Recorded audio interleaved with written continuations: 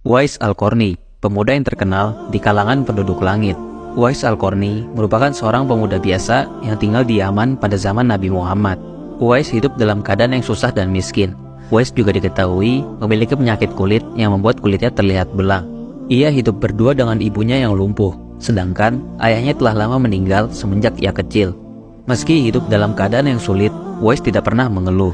Ia selalu taat kepada Allah dan berbakti kepada ibunya. Uwais merupakan pemuda yang soleh dan giat. Setiap harinya, ia mencari nafkah dengan menggembalakan ternak milik orang lain.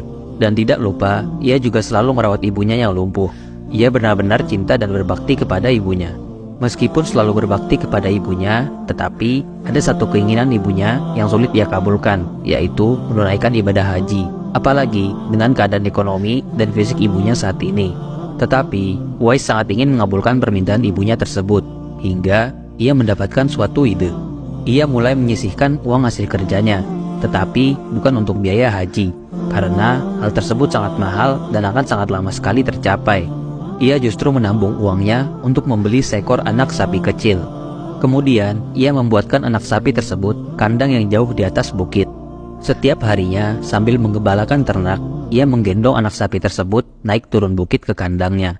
Orang-orang bahkan menyebutnya gila, karena ia tidak membuatkan kandang di dekat rumahnya saja, dan selalu menggendong sapi tersebut bukan dituntun saja dengan tali.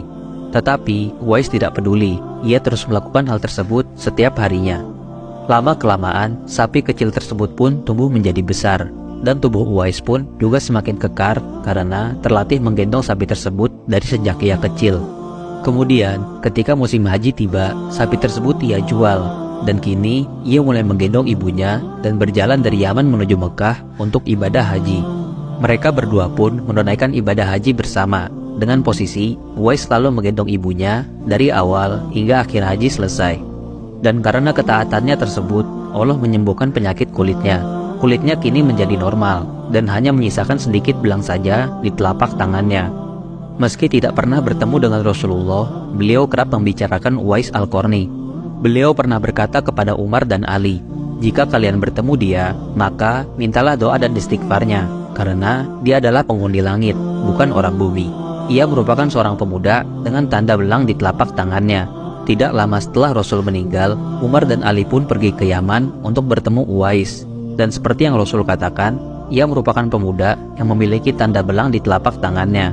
Umar dan Ali pun kemudian meminta didoakan oleh Uwais. Beberapa tahun kemudian, Uwais pun wafat. Tetapi, anehnya, ketika dimakamkan, banyak sekali orang yang mengantarkan kepergian Uwais. Padahal, ia bukanlah seorang yang ternama ataupun terkenal.